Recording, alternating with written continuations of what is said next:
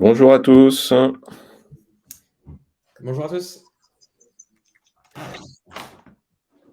bienvenue sur le webinaire. On va laisser, comme à chaque fois, quelques minutes aux différents inscrits pour se connecter.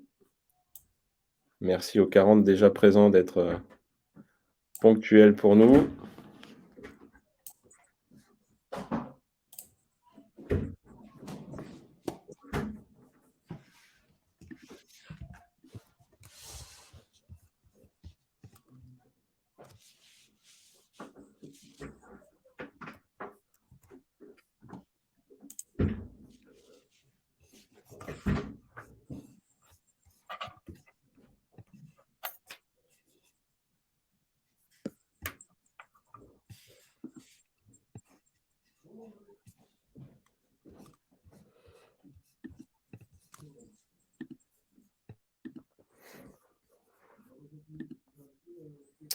Je vois beaucoup de noms connus qui continuent de se connecter.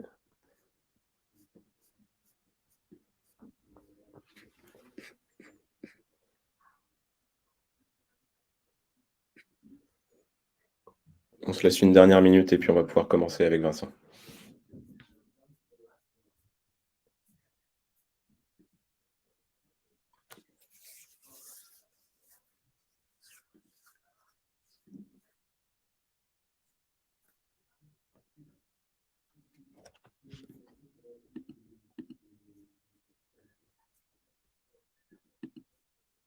Allez, 11h01, on va commencer. Merci à tous d'être présents et ponctuels. On vous a concocté aujourd'hui un webinar un petit peu particulier où on a souhaité creuser et croiser deux dimensions de notre métier, plutôt la manière de présenter le risque cyber aux clients pour le vulgariser, et puis aussi faire tomber quelques idées reçues sous un angle technique cette fois-ci. C'est pour ça que j'ai souhaité que Vincent puisse également me prêter main forte sur cet exercice et vous allez voir sur quels principaux points techniques on va pouvoir vous apporter des éléments de réponse. Très rapidement, pour ceux qui ne me connaîtraient pas, je suis responsable développement courtage au sein de Stoic. Donc je porte la relation avec les courtiers, quelle que soit leur taille et leur spécificité. Et puis Vincent qui ne se présentera pas de cette manière-là lui-même, alors je vais le faire à sa place. Pour ceux qui ne le connaîtraient pas, il a rejoint l'équipe il y a quelques semaines. Vincent n'est pas forcément un nom dans le milieu de l'assurance, mais c'est un vrai nom dans le milieu de la cybersécurité. On est très fiers de l'avoir au sein de l'équipe. Et depuis plus de 10 ans, il a pu, au sein de son expérience au sein du cabinet Wavestone, gérer parmi les plus grosses crises cyber de ces dernières années, plutôt pour des entreprises de taille importante, pour des centres hospitaliers dont l'actualité a pu défrayer un petit peu la chronique. Et aujourd'hui, il va pouvoir, au sein de Stoic, dimensionner ce qu'on appelle le CERT, le Centre de réponse à incident. Vincent, je te laisserai compléter tout à l'heure, mais je souhaitais pour tous les participants que vous puissiez bien identifier Vincent parmi nous. Un double défi pour nous aujourd'hui, qui est un petit peu le vôtre, hein, finalement, par rebond. Mais le premier défi pour Stoic, c'est de s'installer comme un acteur de référence sur l'expertise cyber déjà. Et l'expertise cyber, elle se joue très souvent face aux prestataires informatiques de vos clients, face aussi aux DSI ou aux responsables, aux RSSI de vos clients. Donc pour ça, Vincent pourra creuser aussi la raison qui nous a fait internaliser énormément de services et énormément d'outils, plutôt que de choisir de les prester à l'extérieur. C'est le premier défi, ce défi de crédibilité technique sur le marché cyber. Le deuxième défi, il vous concerne directement, c'est comment vulgariser, pour le coup, rendre abordable, compréhensible, un risque cyber qui, pour vos clients finaux, peut sembler parfois un peu trouble, un peu confus, euh, très technique, et qui, du coup, peut décentrer le sujet. La prise de décision est vraiment du côté de vos dirigeants d'entreprise. Ça ne doit pas être une prise de décision simplement réservée aux techniciens de l'informatique. Voilà un petit peu pour le double défi qu'on s'est donné aujourd'hui ensemble pendant 1 heure. Le déroulé, il va être assez simple, hein. On aura vraiment ces deux dimensions-là. Le premier, c'est de creuser ce qu'est l'assurance active avec l'éclairage de Vincent, sur tout un pan de questions techniques que vous avez probablement en tête ou que vos clients ont en tête. La deuxième partie, on va se poser plus des questions très opérationnelles, sur, la réussite d'une campagne d'équipement. C'est un peu ce que vous faites, pour bon nombre d'entre vous en ce début d'année, de lancement d'année commerciale, de l'équipement de portefeuille plus que de la réponse à la demande.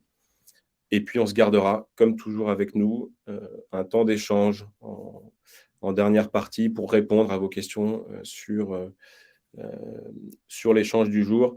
Je pense que Alice vous a mis en chat, hein, la manière de poser la question et puis on y répondra de façon, structurée en fin d'échange.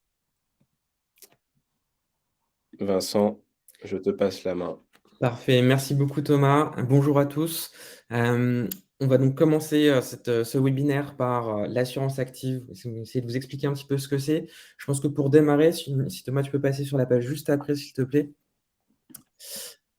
Je pense que pour démarrer, je vais vous expliquer peut-être quel est le point vraiment qui est le plus différenciant au sein de Stoic. En tout cas, de mon point de vue, c'est évidemment notre équipe de réponse aux incidents de sécurité. C'est-à-dire que nous avons internalisé notre équipe de réponse aux incidents.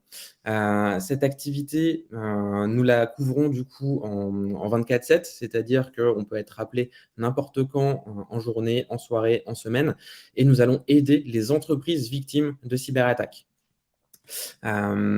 Pourquoi est-ce que je considère que c'est vraiment un facteur différenciateur? Tout simplement parce que personne d'autre ne le fait sur le marché français déjà, voire même européen. Donc c'est vraiment quelque chose de très innovant. Ça nous sert sur plein de sujets différents. Tout d'abord, ça nous permet de beaucoup mieux comprendre les systèmes d'information des clients qui sont assurés, parce que du coup, nous sommes directement présents au sein de Stoic. Donc, nous comprenons le portefeuille qui est assuré. Nous comprenons les systèmes d'information et donc nous savons beaucoup plus rapidement quelles sont les vulnérabilités qui sont chez nos clients, ainsi que les chemins de compromission, c'est-à-dire les moyens que les attaquants peuvent utiliser pour attaquer les clients assurés de Stoic. Donc en ce sens-là, c'est vraiment très important pour nous d'avoir notre équipe internalisée. En plus de ça, nous travaillons vraiment de concert avec les autres équipes, notamment les équipes techniques de développement, pour qu'on intègre le plus possible nos outils de réponse à incident au sein du produit Stoic, au sein de la plateforme auquel les clients assurés peuvent avoir accès. Enfin, cette équipe, elle ne sort pas de nulle part. Elle est composée d'anciens analystes, d'anciens managers de différentes grandes équipes de réponse aux incidents de sécurité. Thomas, tu as cité Webstone, on peut citer également Intrinsec, qui est également très reconnu et pour lequel nous avons des analystes au sein de notre équipe. Je pense qu'on peut passer à la page d'après. Merci beaucoup. Pour vous expliquer un petit peu que la menace cyber, elle est vraiment très généralisée et notamment, elle s'applique aussi sur les PME, aussi sur les ETI et pas uniquement sur les grandes entreprises. Alors, je vous ai pris quelques petits exemples, les 3 exemples les plus classiques, les plus courants utilisés par les attaquants pour s'introduire sur le système d'information d'une entreprise. Donc, je vais parler du phishing. Donc, vous savez, le phishing, globalement, si je prends un petit exemple, mais toute entreprise a des salariés ou des collaborateurs. Chacun d'eux peut recevoir un mail de phishing pour voler les mots de passe. Et du coup, l'attaquant qui vole ces mots de passe-là va pouvoir s'introduire sur le système d'information de l'entreprise avec les mots de passe volés. C'est comme si, si un voleur venait sonner à votre porte en se faisant passer pour un artisan ou par exemple pour je sais pas, un paysagiste. Il vous propose de couper les branches chez vous, mais comme par hasard, aucune de ces disponibilités ne va coller avec les vôtres. Du coup, il vous propose que vous lui confiez les clés du portail chez vous, et comme il vous a suffisamment bien embobiné, vous acceptez. Dès lors, il sait quand vous n'êtes pas chez vous, et il dispose également de clés pour passer votre premier portail. C'est pareil d'un point de vue cyber, avec les mots de passe des utilisateurs, ça va être le premier portail à franchir. Ensuite, on va avoir la vulnérabilité. Donc la vulnérabilité, qu'est-ce que c'est? Encore une fois, toute entreprise a des vulnérabilités, soit à cause de mauvaises configurations, soit tout simplement parce qu'on achète des produits qui ne sont pas suffisamment testés ou pas complètement testés, pour lesquels on arrive à trouver des vulnérabilités techniques, des failles techniques. Si je reprends l'exemple de votre maison, donc il peut y avoir des mauvaises configurations, c'est-à-dire que vous pouvez laisser votre porte-fenêtre derrière chez vous qui va être ouverte. Et donc, un voleur qui voit ça, il peut très facilement rentrer chez vous. Et il peut y avoir des défauts dans vos produits. Par exemple, votre serrure, elle peut être crochetée. votre système d'accroche 5 points sur votre porte, elle est peut-être juste vissée sur votre porte et un coup d'épaule l'a fait tomber. Bref, il y a différentes vulnérabilités qu'un voleur va exploiter pour rentrer chez vous. Donc, il a franchi votre première barrière, le portail. Maintenant, il franchit la porte également de chez vous. Donc, c'est pareil d'un point de vue cyber. Il y a des vulnérabilités dans les systèmes d'information qui vont être exploitées. Peu importe qu'on soit une grande entreprise, qu'on soit une PME, peu importe, on a toujours des logiciels, on a des utilisateurs, on a un système d'information. Peut-être qu'il est complètement externalisé, peut-être qu'il est hébergé chez nous, peu importe. En tout cas, on a un système attaquable. Enfin, les tiers. Encore une fois, toute entreprise a des partenaires, des prestataires, des clients qui ont plus ou moins d'accès sur leur système d'information. Donc, si un attaquant compromet un de ces tiers, il peut alors utiliser ces accès-là pour se faufiler dans le système d'information de l'entreprise initiale. Si je reprends un nouvel exemple de la maison, de votre maison, on peut très bien avoir un service de ménage qui passe régulièrement chez nous. Imaginez qu'un voleur réussisse à se faire embaucher dans ce service de ménage. Il peut alors s'introduire chez vous tout simplement en utilisant les clés que vous avez confiées au service de ménage. C'est exactement la même chose. En tout cas, vous comprenez, toute entreprise peut être attaquée. Et ce, du coup, pour une raison très simple, c'est que la plupart des attaquants sont opportunistes. C'est-à-dire qu'évidemment, on a certains attaquants qui ciblent des entreprises très précises. Ils vont cibler des banques, ils vont cibler des entreprises qui fabriquent des centrales nucléaires, peu importe. Certains groupes, effectivement, ciblent des entreprises. Mais la plupart, en tout cas quasiment tous ceux qui veulent se faire de l'argent, et c'est quand même la motivation principale des cybercriminels, c'est bien de se faire de l'argent, ces attaquants-là, ils sont opportunistes. Ils vont chercher à exploiter la première faille qu'ils vont voir, que ce soit du phishing, l'exploitation d'une vulnérabilité ou la compromission d'un tiers.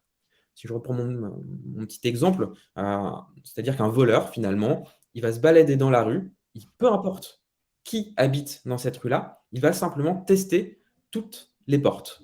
Et s'il y en a une où il arrive à rentrer, il va rentrer dedans et il va récupérer tout ce qu'il peut récupérer. Il va détruire, potentiellement, il peut prendre des otages, je ne sais pas, pour demander des rançons. Mais voilà, en tout cas, l'idée, c'est que les attaquants sont opportunistes. Ils ne ciblent pas forcément des entreprises.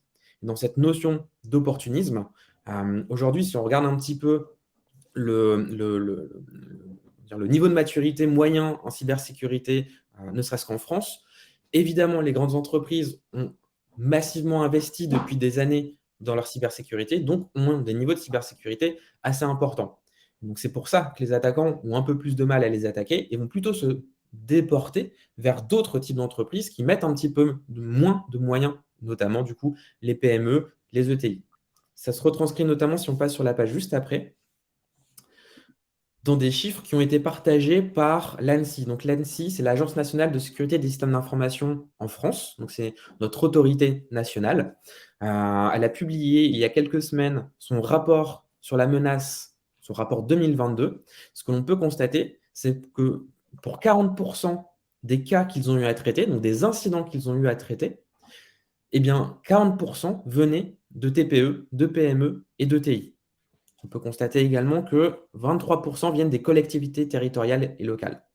Donc on voit vraiment que le monde des PME est un monde qui est très fortement ciblé du coup par les attaques, parce qu'on a des attaquants qui sont opportunistes. Alors pour se prémunir de tout ça, nous travaillons activement dans les actions de prévention. Évidemment, je vous l'ai évoqué tout à l'heure, mon équipe travaille sur la réponse à incident également, mais le fait d'être internalisé, ça nous permet de travailler aussi sur les phases amont et finalement d'essayer d'empêcher ou à minima en tout cas de réduire les impacts des cyberattaques. Pour ça, nous travaillons sur le fait de connaître les faiblesses des entreprises pour anticiper les cyberattaques. Ça, c'est très important. C'est qu'une entreprise doit connaître ses propres faiblesses pour savoir où est-ce qu'un attaquant pourrait passer et donc où est-ce qu'il faut mettre du budget, où est-ce qu'il faut investir pour réussir à limiter la casse ou réussir justement à bloquer complètement l'attaquant. Donc connaître ses faiblesses, c'est très important. Et nous proposons justement des outils qui nous permettent d'évaluer les vulnérabilités des entreprises et donc d'identifier les faiblesses des entreprises qui sont assurées chez Stoic. Deuxième point très important, c'est le fait de disposer de sauvegardes qui sont réellement utilisables. J'insiste sur le mot réellement utilisable. Globalement, quand on pose des questions, tout le monde a à peu près des sauvegardes de ces données à minima les plus critiques, les plus sensibles. Sauf que ces sauvegardes sont jamais testées. Et parfois, en fait, on se rend compte que le système de sauvegarde, en fait, il ne marche pas. Donc, c'est vraiment très important de s'assurer que la sauvegarde fonctionne. Et ça, c'est un point que nous, justement, on creuse le plus possible avec nos clients pour vraiment s'assurer que leurs sauvegardes ne sont pas juste là pour faire beau, mais elles sont réellement utilisables. Et enfin, au sujet de la sensibilisation, vous l'avez compris sur les pages précédentes, un voleur ou un attaquant, il peut exploiter des failles humaines, notamment au travers du phishing. Donc, nous, côté Stoic, nous travaillons fortement à sensibiliser les collaborateurs, les salariés des entreprises qui sont assurées chez nous, notamment au travers d'un module de phishing qui va nous permettre de tester les réflexes des collaborateurs des entreprises clientes, leurs réflexes vis-à-vis de phishing. On les teste, mais également on les forme, c'est-à-dire que nous avons un module de sensibilisation, de formation pour les aider à mieux détecter les phishing, mieux les comprendre et du coup comprendre qu'est-ce qui peut arriver si jamais effectivement ils se font avoir et ils saisissent leur login, leur mot de passe et l'attaquant peut y accéder. Donc c'est vraiment très important de sensibiliser le plus en amont possible pour prévenir, évidemment, aussi pour alerter, c'est-à-dire que nous, on a besoin de savoir qu'une entreprise est attaquée. Donc, on sensibilise fortement nos clients pour qu'ils puissent le plus rapidement possible nous alerter afin qu'on puisse prendre les mesures de conservation de l'activité métier et également du système d'information pour pouvoir par la suite recommencer à travailler de manière normale le plus rapidement possible. Évidemment, tout ça, on ne peut pas le faire seul. Thomas, si tu peux passer sur la page juste après. Merci beaucoup. On ne peut pas le faire seul. Évidemment, nous avons besoin des responsables informatiques qui sont chez nos clients. On travaille vraiment main dans la main avec eux, que ce soit des ressources internes aux entreprises clientes ou que ce soit tout simplement des prestataires. On a besoin d'eux, tout simplement parce que de base, nous n'avons pas d'accès sur les systèmes d'information de nos clients. Donc, eux les ont. Donc, c'est eux qui peuvent nous donner justement ces accès-là. Donc, c'est la première raison. Deuxième raison, c'est que nous allons définir différentes actions, on va définir des plans d'action. Et ces plans d'action-là seront mis en œuvre par les responsables informatiques. Donc, encore une fois, on a vraiment besoin d'eux. C'est pourquoi nous travaillons main dans la main avec eux. Et enfin, on parle souvent en cybersécurité d'une notion qui s'appelle la défense en profondeur. L'idée, c'est que une première barrière peut être contournée. C'est pour ça qu'on va mettre une deuxième, puis une troisième, puis une quatrième. C'est pour ça que c'est vraiment très important d'additionner les efforts cybersécurité que l'on va mettre en place pour ralentir le plus possible l'attaquant. Un attaquant qui veut vraiment faire du mal à une entreprise, il va y arriver.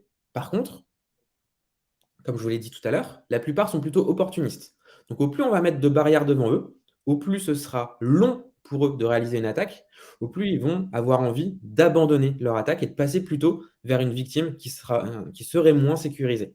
Donc c'est là l'objectif, c'est de toujours rester un peu au-dessus de la moyenne du niveau de sécurité des différentes entreprises. Être un peu au-dessus pour s'assurer qu'on va suffisamment ralentir l'attaquant pour lui donner envie d'arrêter son attaque. Thomas, je te rends la main. Merci beaucoup, Vincent. On a voulu revenir, hein, sur ces points techniques qui sont en fait souvent des objections ou des questions clients que vous avez très régulièrement, face à vous sur le terrain. Et donc ça va répondre justement à cette logique aussi de vous donner les bons outils pour que votre démarche d'équipement sur le portefeuille soit la plus efficace possible. Un point sur lequel j'aimerais insister avant qu'on puisse, enchaîner sur la suite, c'est justement la disponibilité qu'a aussi l'équipe de Vincent, pour, vous apporter, un appui technique quand il y a des questions, de DSI ou de RSSI qui méritent, un approfondissement. Pour vous nourrir aussi avec, tous les sinistres qu'ils ont, l'opportunité de gérer, les crises qu'ils referment, qui ne se transforment pas nécessairement en sinistres d'ailleurs, mais qui peuvent derrière nourrir la connaissance du marché cyber actuel, et aider toujours avec cette logique-là, hein, d'assurance active, aider vos clients à se prémunir demain des nouvelles menaces qui apparaissent. De notre côté, on va venir un petit peu, sous un angle, opérationnel pour, répondre à de nombreux points pardon, qu'on découvre nous sur le terrain, au contact de nos courtiers partenaires. Donc on a fait quelques petits focus, qui j'espère vous aideront pendant ces campagnes. Le premier que je souhaite faire avec vous, c'est le scan externe qui est, l'un des outils bien entendu par lequel vous démarrez la relation avec Stoic et vos prospects et clients aussi, pour que ce scan ne devienne pas un piège, pour vous non plus. Heu, déjà, un point sur lequel on aime insister, c'est que le scan est un outil externe, non intrusif. C'est un point qu'on répète très souvent, auprès des clients également. Donc il a aussi toutes les limites d'un outil externe et non intrusif, hein. Il ne voit pas tout, il n'a pas une prétention à l'exhaustivité, mais il a vraiment cette logique que décrivait Vincent tout à l'heure, qui est d'identifier les points de faiblesse, les brèches les plus courantes et les plus faciles à exploiter pour un cyberattaquant, avec l'idée de se dire que si on referme déjà ces portes et ces brèches, on sort un petit peu, de la liste de course de ces attaquants opportunistes qui viennent privilégier des entreprises déjà fragiles. Voilà peut-être une manière assez simple de présenter le scan. Pour ceux qui viennent du monde du dommage au bien ou du risque industriel, j'aime bien employer l'image aussi d'une visite de risque externe. On fait le tour de la maison ou du bâtiment industriel. On ne rentre pas encore pour découvrir le process à l'intérieur, ni les actifs qui y sont stockés, mais on a déjà un regard sur le niveau de protection de ce bâtiment.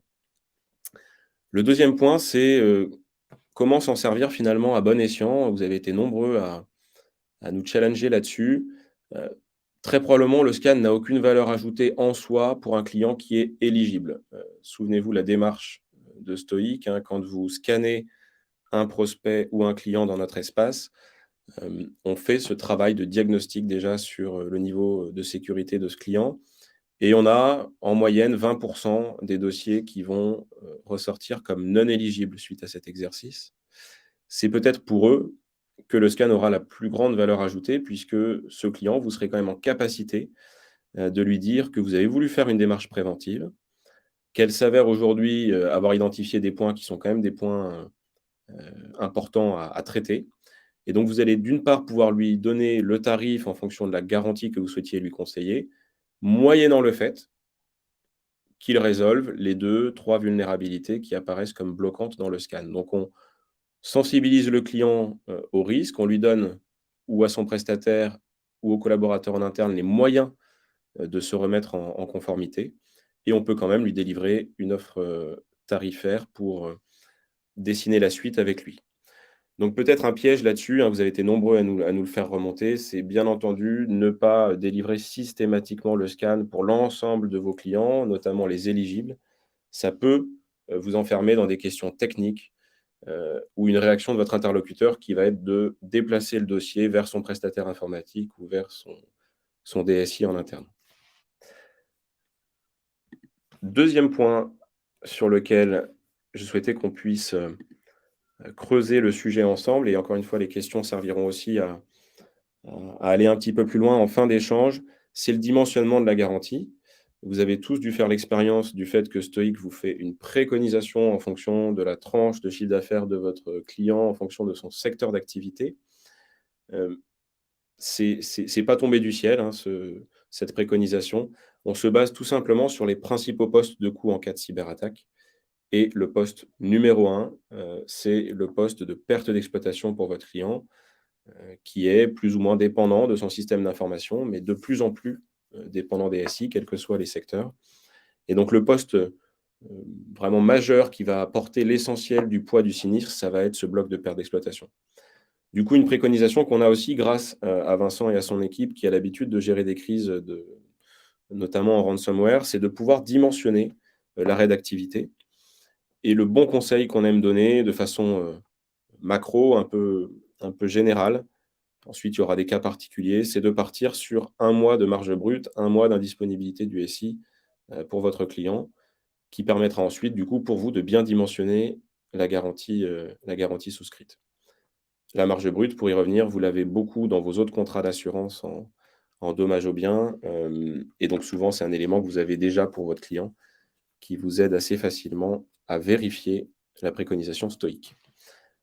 Le deuxième point, je pense que c'est une question qui aurait pu suivre après, c'est que pour certains clients, la ligne de garantie proposée est insuffisante par rapport au chiffre d'affaires généré par votre client. Et ça, on en a conscience, peut-être en tenant compte d'une réalité du marché, hein, que les capacités ont été, drastiquement réduites ces dernières années, quels que soient les acteurs intervenant sur le marché d'ailleurs, hein, y compris, les majors, américains et anglo-saxons. Donc l'idée, c'est de ne pas oublier cette rétraction du marché et de l'expliquer aux clients qui en ont conscience. Deuxièmement, de partir d'un constat assez simple. On a aujourd'hui moins de 1 des PME qui sont couvertes, en cyber. Donc dans l'immense majorité des dossiers que vous nous transmettez, on passe de zéro à quelque chose, qui peut être imparfait, qui peut être parfois trop court et vous savez très bien le formaliser en devoir de conseil, mais qui aura déjà le mérite de donner une réponse à incident de qualité pour votre client, d'avoir une première ligne en perte d'exploitation, d'avoir une première ligne pour les réclamations en responsabilité civile que vous pourriez avoir. Voilà pour le sujet du dimensionnement de la garantie.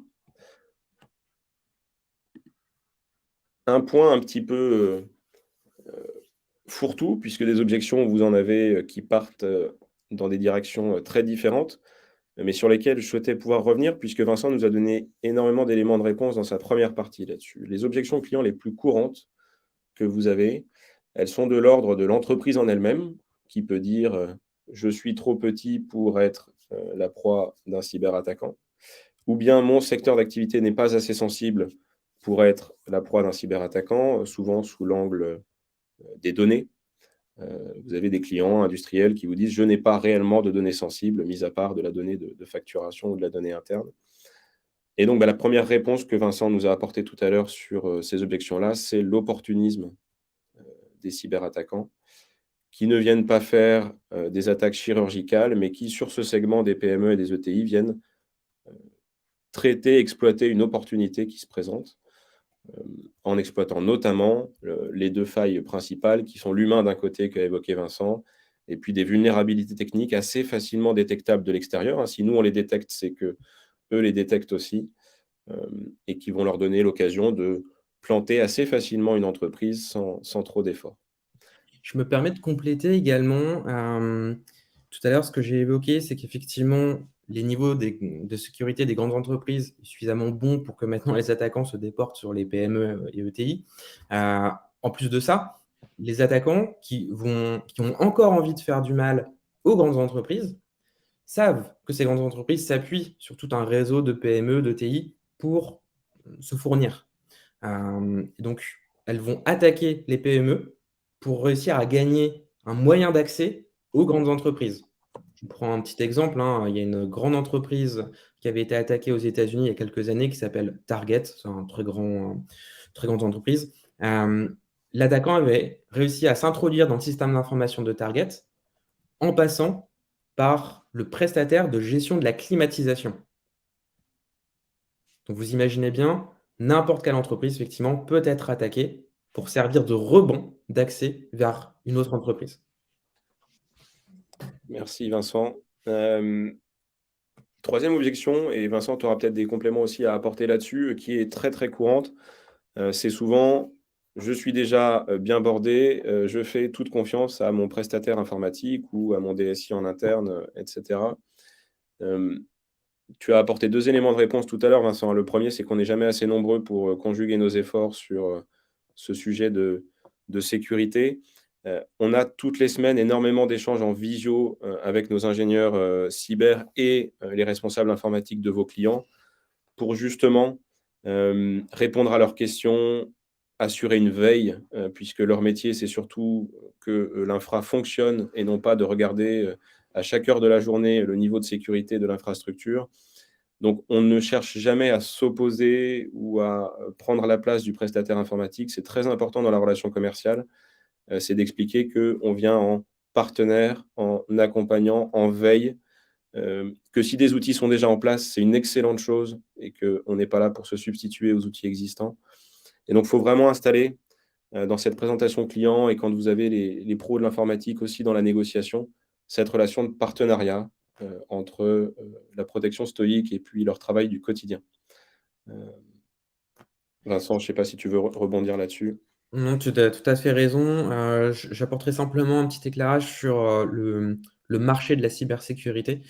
Aujourd'hui, sur le marché français, et je parle uniquement du marché français, on estime tout de même à 15 000 postes vacants, postes à pourvoir en cybersécurité, ce qui est vraiment énorme. Et ce qui veut dire qu'au sein des entreprises, on a un défaut de ressources humaines pour réaliser les différentes actions, les différents chantiers sécurité, de sécurisation des systèmes d'information.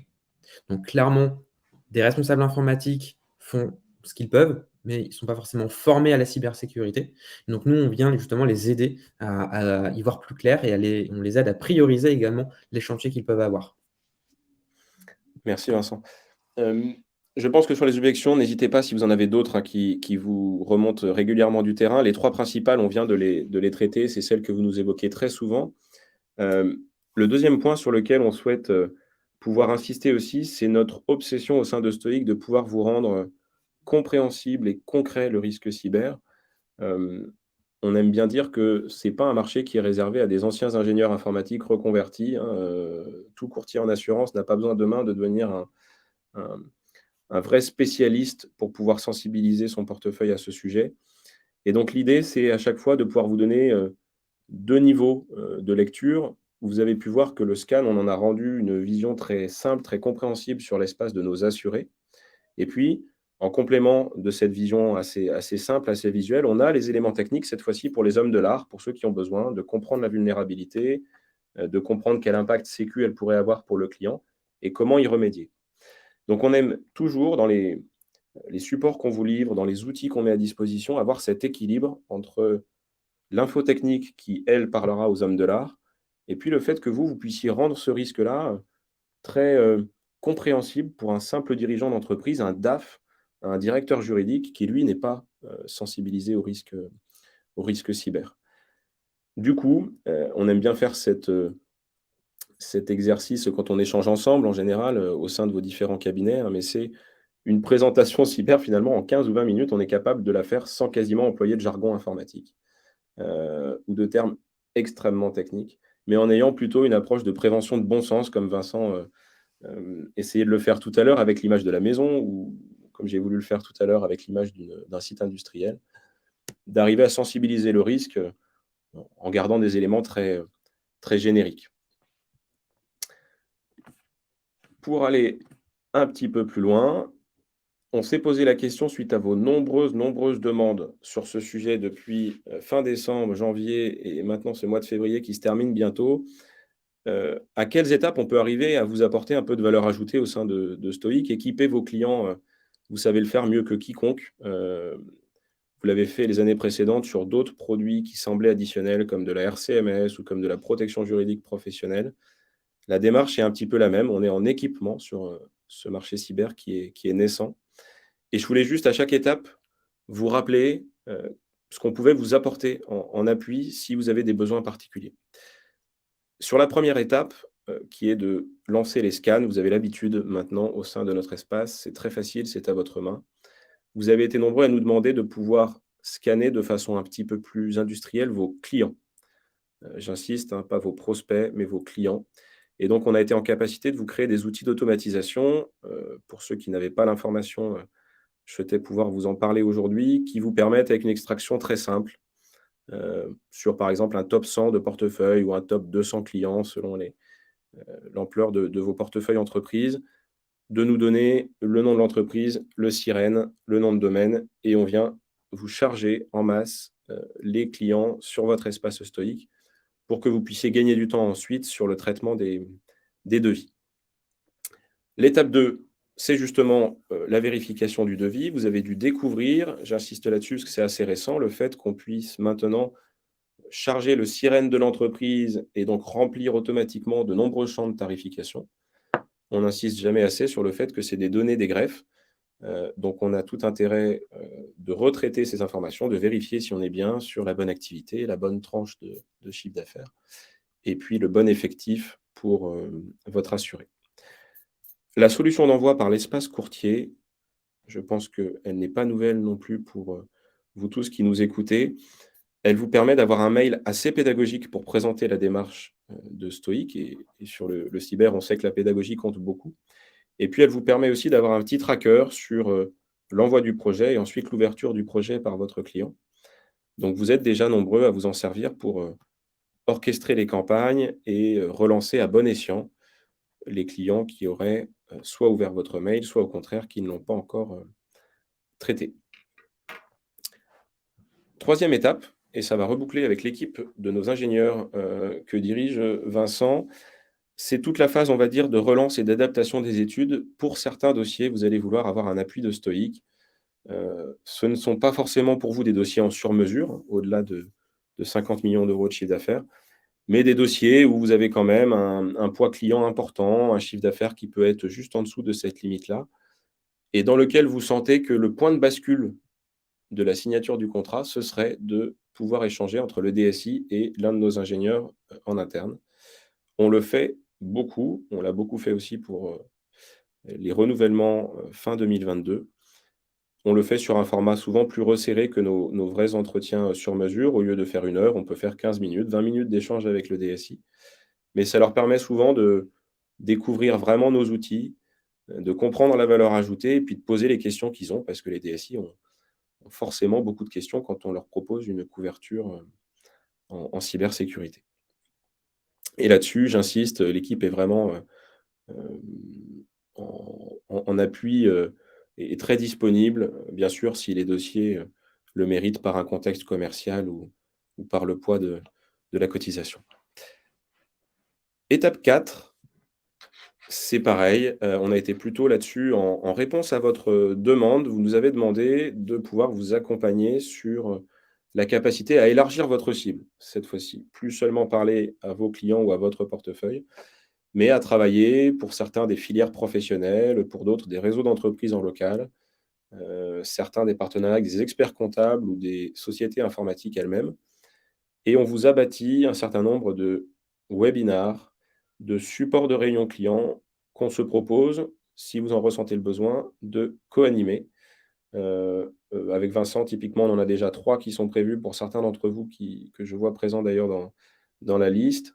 Mais on a aussi, d'autres ingénieurs qui peuvent intervenir, avec notamment un module qui fonctionne plutôt bien, qui s'appelle «Dans la tête d'un cyberattaquant, comment protéger nos PME face aux nouvelles menaces» et qui, au-delà de tout discours commercial, permet de faire une bonne sensibilisation des chefs d'entreprise sur, le risque cyber justement pour leur PME. Dernier point, c'est le partenariat, c'est pareil, certains d'entre vous ont déjà actionné ce levier-là. On est tout à fait en mesure de vous créer des espaces dédiés pour des partenariats que vous souhaiteriez monter avec des entreprises, du numérique, justement des prestataires informatiques, des experts comptables, des cabinets de conseil. Vous avez beaucoup de créativité là-dessus. Et donc on vous permet, pardon, de créer un espace dédié, propre à cette campagne, qui vous permet de relancer la démarche de scan, de tarification, bien entendu sous votre, contrôle puisque c'est vous qui, êtes, acteur de cette démarche commerciale et qui en êtes responsable d'un point de vue réglementaire. Voilà le tour d'horizon qu'on souhaitait faire avec Vincent aujourd'hui, donc venir un petit peu sur des objections techniques assez courantes que vous avez ou des incompréhensions qu'il peut y avoir sur le marché. Reboucler ça avec, ce que vous faites beaucoup en ce moment, c'est-à-dire, tenter des démarches, d'équipement de façon un petit peu plus méthodique sur votre portefeuille, comme vous l'avez beaucoup fait encore une fois en responsabilité du dirigeant ces dernières années. Et puis ouvrir le champ, sur ce que Stoic peut vous apporter dès lors que vous rentrez dans cette démarche d'équipement. Et on est à votre, disposition. On a tenu le timing pour pouvoir avoir ce moment d'échange, via vos questions à partir de maintenant. Alors, j'ai vu qu'il y avait plusieurs questions. Je peux déjà en prendre quelques-unes, que j'ai pu voir passer. Alors la première que j'ai vue passer, c'était: comment expliquer qu'un concurrent qui a le même principe, scan de vulnérabilité, ne retrouve pas les mêmes notes et vulnérabilités? Heu, 1re réponse, en fait, nous vérifions, nous, en tout cas, les outils que nous utilisons. Nous les configurons le plus finement possible et nous qualifions les vulnérabilités qui sont remontées par ces outils. Dans mon équipe, j'ai des ingénieurs, qui travaillent vraiment, spécifiquement sur l'amélioration continue de la qualité de nos scans. Donc si je synthétise ma réponse, nous venons du monde de la cybersécurité, nous avons des ingénieurs cybersécurité, donc nous connaissons les bons outils à utiliser comment bien les utiliser, pourquoi les utiliser, et également pourquoi ne pas les utiliser dans certains cas. Peut-être en rebond, Vincent, puisqu'il y avait une question qui était un peu du même ordre. Il y a une question qui est posée sur ce qui peut nous différencier d'un acteur typiquement comme Datak.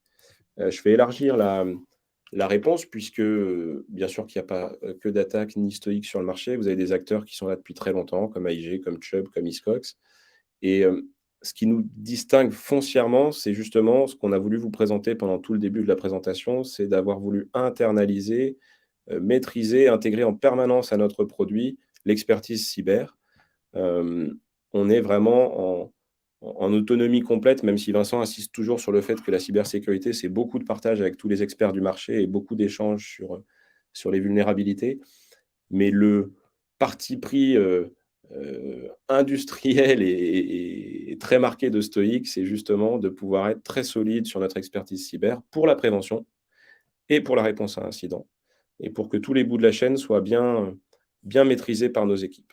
Donc voilà ce qui peut nous distinguer aujourd'hui de d'autres acteurs du marché. C'est pas le contrat d'assurance puisque les contrats du marché sont très bons et qu'on ne s'est pas distingué du tout sur, les garanties en elles-mêmes, où il n'y avait pas beaucoup d'innovation à apporter. Mais réellement sur ce qu'on appelle nous l'assurance active, hein, c'est tout ce qu'on vient imbriquer, en approche préventive et ensuite curative pour nos clients. J'ai vu une autre question sur notre délai d'intervention en cas d'attaque après, saisie du numéro d'assistance. Globalement, on répond directement. Si c'est pas le cas, dans les 5 minutes, l'entreprise sera rappelée. Globalement, on a mis en place un système où si la première personne ne répond pas, l'appel bascule automatiquement vers le téléphone d'un autre membre de l'équipe et ainsi de suite. Si toute l'équipe n'est pas en capacité de répondre au téléphone, on a des alertes qui nous arrivent sur nos différents outils qui sont déployés chez nous. Donc, enfin, c'est sûr et certain que globalement, dans les 5 minutes, l'entreprise est rappelée. Tu me dis si tu as d'autres, questions techniques sur lesquelles tu voulais répondre, Vincent, sinon je prendrai la main ensuite sur, ce qui est plus, J'ai vu une question sur une fois le contrat signé, y a-t-il un scan interne de programmé? Oui, tout à fait. En fait, on a des scans complémentaires qui sont disponibles pour nos clients assurés. Globalement, on en a un que l'on a appelé le scan AD, AD pour Active Directory. Globalement, en Active Directory, c'est le composant le plus critique, le plus sensible technique sur un système d'information.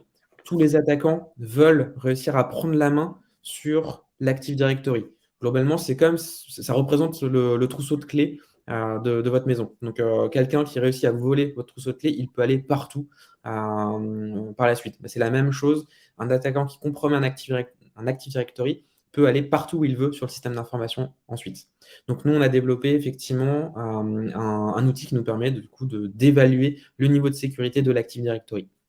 On a également d'autres scans sur les services cloud, en particulier AWS, donc Amazon, Azure, Microsoft, et GCP, qui est Google. Donc sur ces trois plateformes-là, on a développé du coup un scan qui nous permet à nouveau d'évaluer le niveau de sécurité de ces services cloud. AWS est complètement fonctionnel et déjà en production. On a Azure donc celui de Microsoft, qui va arriver très très rapidement là, c'est pas à la fin du mois, mais peut-être début du mois prochain. Et celui sur Google va arriver également très rapidement par la suite. Tu as une question, Vincent, qui vient d'arriver, de Nicolas Le Templé sur, une objection rencontrée: «Je fais des sauvegardes à froid. En cas d'attaque, je formate tout et remets en place les sauvegardes». Alors, c'est bien d'avoir les sauvegardes à froid, c'est vraiment très très bien et justement on va s'appuyer dessus. En revanche, le petit souci qu'on va rencontrer sur ce type de situation-là, c'est qu'en formatant tout, voire en changeant de matériel, en fait, on ne sait pas par où l'attaquant est passé. Donc on ne sait pas par où il est passé, on ne sait pas depuis combien de temps il est présent dans le système d'information. Potentiellement, les sauvegardes sont compromises, dans le sens où l'attaquant, il peut être là depuis plusieurs mois et les sauvegardes que l'on va remonter vont à nouveau repermettre à l'attaquant, finalement, d'être déjà présent sur le système. Autre raison, du coup, c'est qu'en reformatant tout, on ne peut pas investiguer. Si on n'investigue pas, on ne sait pas comment il est rentré la première fois sur le système d'information. Donc, on ne va pas bloquer ces accès-là. Et donc, l'attaquant, s'il souhaite, il va pouvoir recommencer son attaque une fois que tout le système a été remonté. Donc, c'est simplement, finalement, reculer pour mieux sauter. Est-ce que tu avais vu d'autres questions plus tech, Vincent? Simplement une sur, les résultats du scan sont en anglais de mémoire et la lecture du résultat est assez technique. Est-il prévu de simplifier la lecture des résultats? Oui, tout à fait. Globalement, on est en train de travailler justement sur le fait d'apporter une lisibilité encore plus forte sur nos résultats, notamment sur les plans d'action, qui sont ensuite proposés aux entreprises, qui font le scan. Donc du coup, oui, oui, on travaille dessus complètement.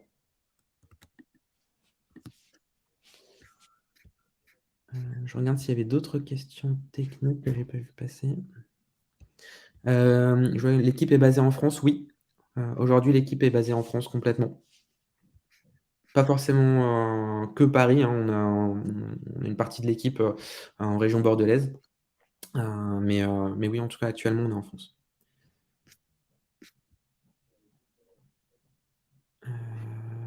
Je regarde s'il y a d'autres questions techniques. Il y en a un qui est intéressant, c'est une question de Jonathan. Le travail main dans la main avec les SI se fait-il après avoir souscrit ou en amont?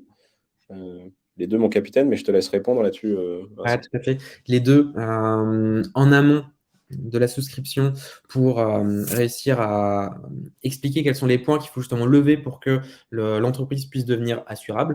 Donc ça, c'est le premier point. Et évidemment, après, c'est sûr et certain pour la finalisation des plans d'action et également pour les cas où il y a un incident.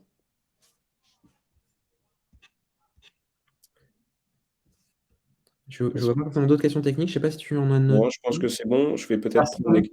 pardon, excusez-moi. Vas-y, Vincent. J'ai vu une question. Donc, certains clients stockent de nombreuses données dans le Drive, parfois le Drive Gmail. Quel est votre retour sur le risque de cette pratique? En fait, ça va dépendre des données et de la réglementation en vigueur sur ces données. Euh, pour la plupart des entreprises qui vont simplement stocker des modèles de documents, quelques documents sur des drives, ça ne pose pas de souci. Par contre, si les données sont réglementées, je sais pas, des données de santé, des données de carte bancaire, bref, des données qui sont sensibles et régulées, dans ce cas, effectivement, ça devient problématique. Mais on est vraiment plutôt sur une conformité à la loi, plus que sur un risque cyber. Le risque cyber, il est présent uniquement si ce drive est ouvert aux 80. Si toutes les données sont rendues publiques, évidemment, là, il y a un souci de sécurité. Mais c'est plus une problématique de conformité réglementaire sur cette question-là. Je ne sais pas s'il y avait d'autres questions techniques. Il y en a une qui est à cheval sur 2 sujets, justement. Isidore qui nous demande: «Vos équipes sont-elles susceptibles d'intervenir pour traiter les anomalies bloquantes à la souscription ou pour améliorer les protections en place?» Là, pour le coup, bah, je vais en parler de l'extérieur, mais on vous sollicite beaucoup, vous les ingénieurs, là-dessus. Oui, quand il y a des questions qui permettent d'avancer un petit peu plus vite côté client, on y répond avec plaisir, notamment pour ces fameux clients non éligibles sur lequel, bien sûr, on vérifiera que le nécessaire a été fait avant d'accorder la garantie et de vous permettre la souscription du contrat. Ce n'est pas payant, je vois moyennant le paiement d'une prestation, mais ce n'est pas payant. C'est vraiment, la promesse de Stoic d'aligner les intérêts. On aime beaucoup vous répéter ça, hein. C'est-à-dire que notre intérêt à nous, c'est d'avoir bien sûr, vous le savez bien, un ratio, de sinistralité qui soit maîtrisé sur un risque cyber qui, ne le permettait pas forcément, pour ceux qui n'ont pas croisé la prévention avec le risque. Et donc tout ce que peuvent faire nos assurés pour améliorer leur posture de prévention, refermer les brèches qu'on a évoquées tout à l'heure, c'est dans leur intérêt à eux direct et puis c'est dans notre intérêt à nous aussi assureurs, en améliorant notre risque. Donc ça répond aussi à la question de Stéphane Boursier, la dernière qui vient, de tomber. Il y a des questions très techniques sur les filiales, je préfère que vous puissiez nous les poser ensuite en direct pour qu'on vous réponde dossier par dossier. Et Anne-Sophie qui nous demande: «Est-ce possible de mettre à dispo un mailing type qui sensibilise les PME que nous pourrions adresser à nos clients?» Oui, vous avez déjà le mailing d'envoi du projet qui est, très pédagogique et plutôt bien fait. Mais on vous a créé, alors dans le cadre des campagnes d'équipement qu'on évoquait tout à l'heure, des séquences de mails avec, des relances possibles que vous pouvez bien sûr personnaliser, adapter à votre portefeuille. Donc n'hésitez pas, Anne-Sophie, à vous rapprocher de nous pour qu'on puisse, vous le présenter. Jean-François qui nous demande: «Certains courtiers ont tendance à bloquer une partie du marché en faisant des saisines de masse. Avez-vous déterminé un délai de fin de saisine?» pour nous permettre de les démarcher. Déjà, on essaye d'être plutôt au contact de vous, courtier, donc on comprend quand vous êtes sur des approches un peu plus massives et on essaye de cerner, le but de cette opération. Donc on limite le plus possible les approches vraiment massives sur de la prospection pure et la règle qu'on a installée, c'est que si le dossier n'a pas été transformé en devis au-delà de 60 jours, le scan est libéré, il disparaît pardon, de votre espace et il revient, bien entendu sur le marché pour éviter ce que vous soulignez, Jean-François. Hem, je les reparcours dans l'ordre.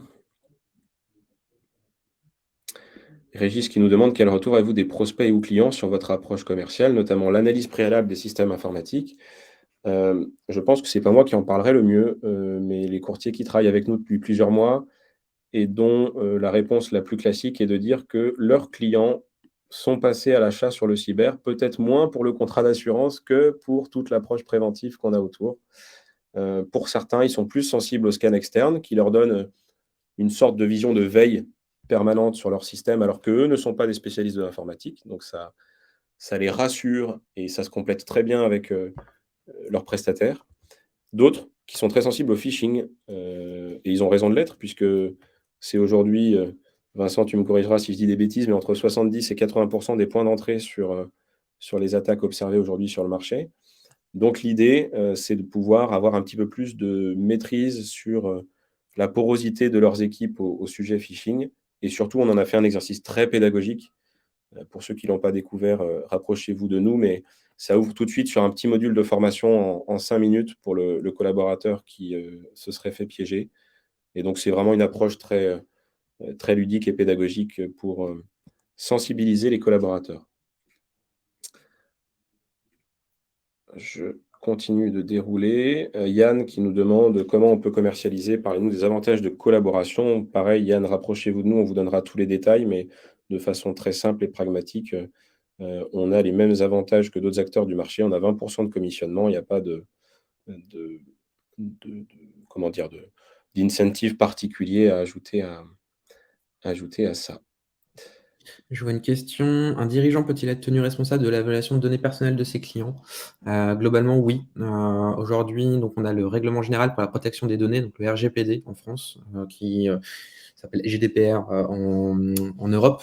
En priorité, c'est l'entreprise qui a mal assuré la protection des données personnelles de ses clients qui va être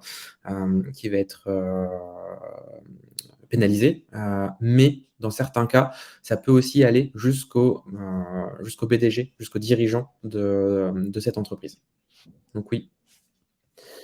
Un exemple de sinistre lié à l'ingénierie sociale, typiquement, on peut considérer que du phishing, ça fait partie de l'ingénierie sociale. Après, pour vous donner un autre exemple, ça peut être, le faux support téléphonique. C'est-à-dire que, une personne, enfin un attaquant va appeler le collaborateur d'une entreprise en se faisant passer pour le support et lui dire: «J'ai besoin d'accéder à ton ordinateur, est-ce que tu peux, télécharger, tel outil, de prise en main à distance?» Donne-moi le mot de passe et du coup, je vais pouvoir, faire une opération qui te permettra d'avoir un ordinateur encore plus rapide, encore plus sécurisé.